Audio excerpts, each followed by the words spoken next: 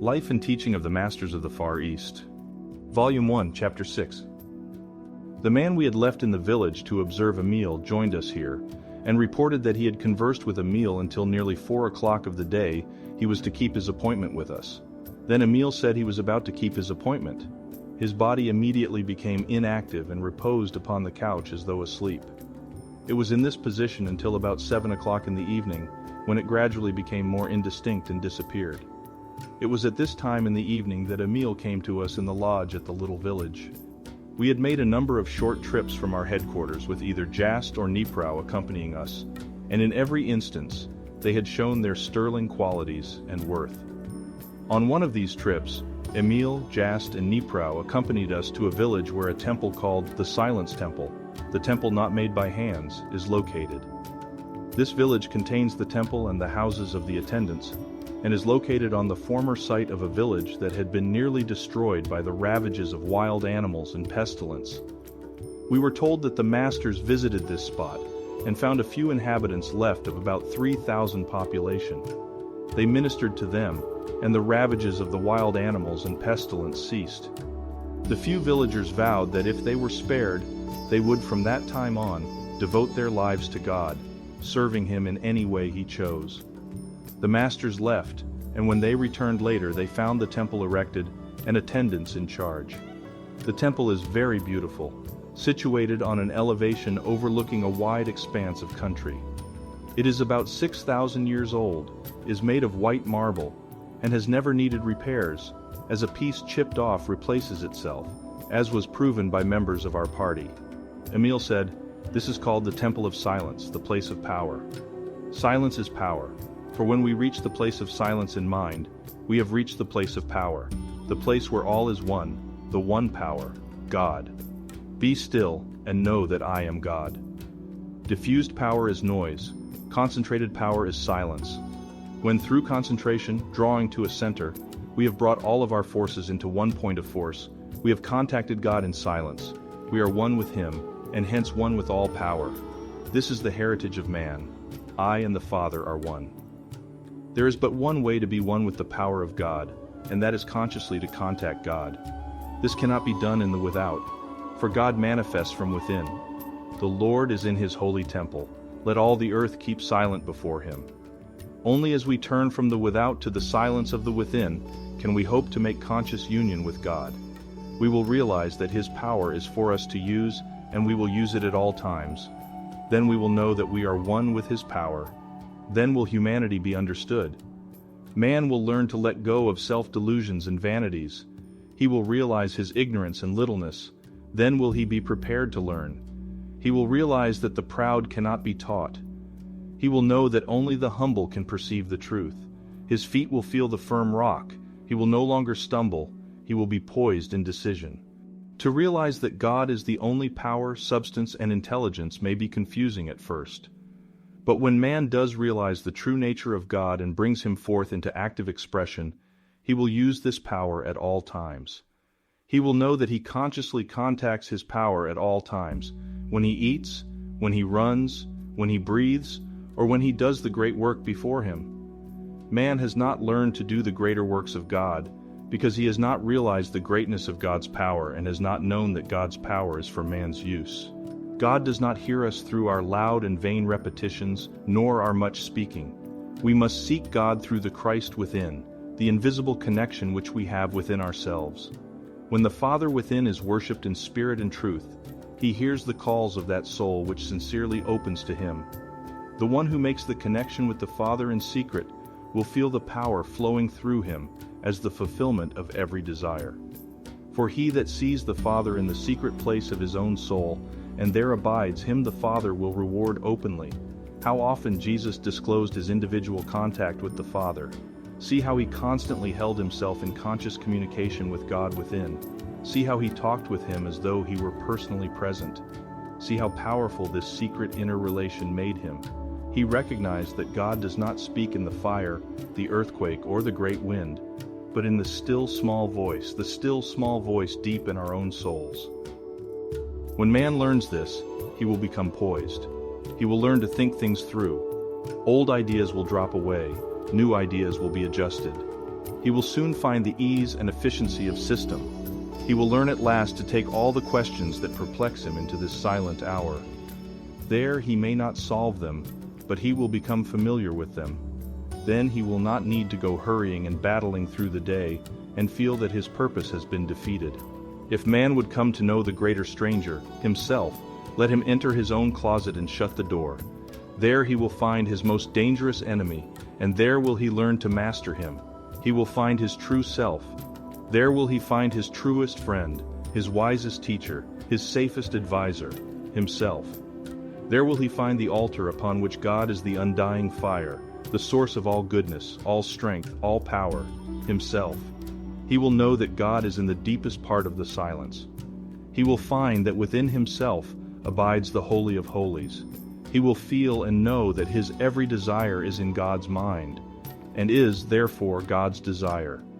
He will feel and know the closeness of the relationship of God and man, the Father and the Son. He will realize that only in consciousness has there been any separation of these which have seemed two, just as his spirit and his body have seemed to be two, but which in reality are one. God fills both heaven and earth.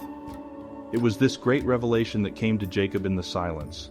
He had slept on the stone of materiality.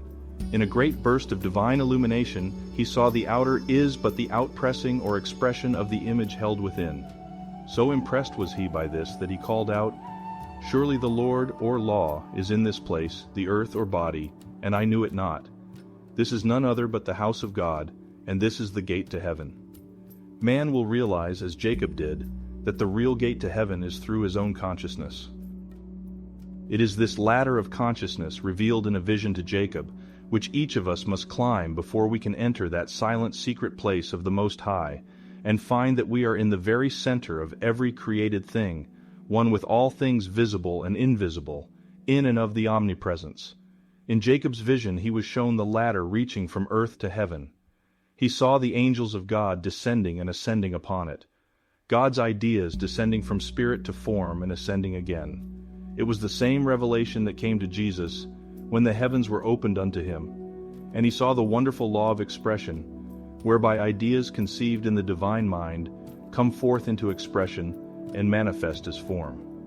So perfectly was this law of expression revealed to the Master that at once he saw all form may be transformed or changed in form through a change of consciousness in regard to it. His first temptation was to change the form of stones to that of bread to satisfy personal hunger. But with the revelation of this law of expression came the true understanding that stones, as well as all other visible forms, have come forth from the universal mind substance, God, and are in themselves true expressions of divine mind, and all things desired, not formed, are still in this universal mind substance ready to be created or brought forth to fill every desire. Thus, the need for bread but showed that the substance with which to create bread or any other needed thing is at hand without limitation, and bread can be created from this substance just as well as stones can be created therefrom. Every good desire man has is God's desire. Therefore, there is an unlimited supply in the universal God substance all about us to fill every desire. All we need do is to learn to use what God has already created for us, and this He wills to have us do, that we may be free from every limitation, and thus be abundantly free. When Jesus said, "I am the door," He meant that the I am in each soul is the door through which the life, power, and substance of the great I am, which is God, comes forth into expression through the individual. This I am has but one mode of expression, and that is through idea, thought, word, and act. This I am God being, which is power, substance, intelligence, is given form by consciousness, and for this reason the Master said, "According to your faith be it unto you," and all things are possible to them that believe. Now we see that God is within the soul as power, substance, and intelligence, or in spiritual terms, wisdom, love, and truth, and is brought out into form or expression through consciousness. The consciousness which is in the infinite mind of God and in man is determined by the concept or belief that is held in mind. It is the belief in separation from spirit that has caused our forms to age and die. When we see that spirit is all, and that form is constantly being expressed from spirit, then shall we understand that that which is born of or brought out of spirit is spirit. The next great truth to be revealed through this consciousness is that each individual, being a concept of the divine mind, is held in that mind as a perfect idea. Not one of us has to conceive himself. We have been perfectly conceived and are always held in the perfect mind of God as perfect beings. By having this realization brought to our consciousness, we can contact the divine mind and so reconceive what God has already conceived for us. This is what Jesus called being born again. It is the great gift the silence has to offer us, for by contacting the God mind we can think with God mind and know ourselves as we are in reality rather than as we have thought ourselves to be. We contact God mind through true thought and so bring forth a true expression, whereas in the past, perhaps through untrue thought, we have brought forth an untrue expression. But whether the form be perfect or imperfect, the being of the form is perfect God power, substance, and intelligence.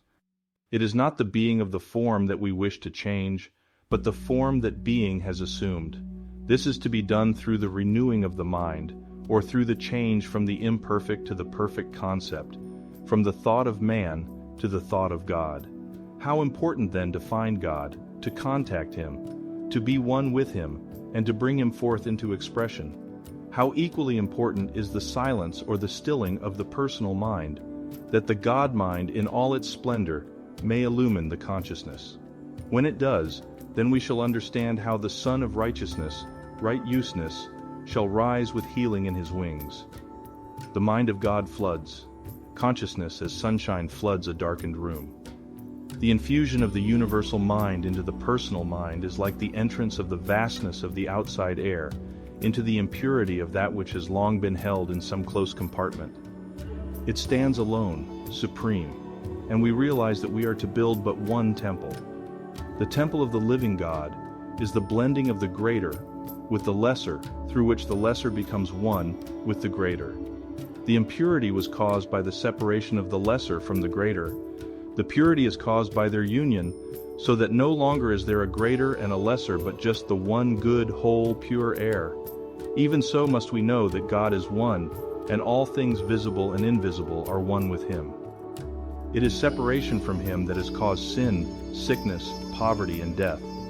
It is union with Him that causes one to become a whole being, or to become conscious of being whole. The separation from unity is the descent of the angels on the ladder of consciousness. The return to unity is the ascent of the angels upon the ladder. The descent is good, for unity then becomes expressed in diversity, but in diversity there need be no concept of separation. That which is diversity has been misconceived from the personal or external viewpoint to be separation. The great work for each soul is to lift the personal viewpoint to such heights in consciousness that it becomes one with the whole. When all can meet with one accord in one place, that place in consciousness where it is understood that all things visible and invisible have their origin in the one God, then we stand upon the Mount of Transfiguration. At first we see Jesus, and with him Moses and Elias, or law and prophecy, and the Christ, the power within man to know God. And we think to build 3 temples, but the deeper meaning comes. We are given to realize the immortality of man and to know that divinity is never lost, that divine man is deathless, eternal. Then Moses, the law, and Elias, the prophecy, disappear, and the Christ stands alone supreme, and we realize that we have to build but one temple, the temple of the living God within our very selves. Then the Holy Spirit fills the consciousness, and the sense delusions of sin, sickness, poverty, and death become no more. This is the great purpose of the silence. This temple from which you may chip a piece and the scar will be instantly healed, but typifies the temple of our body, of which Jesus spoke, the temple not made by hands, eternal in the heavens, which we are to bring forth here on earth.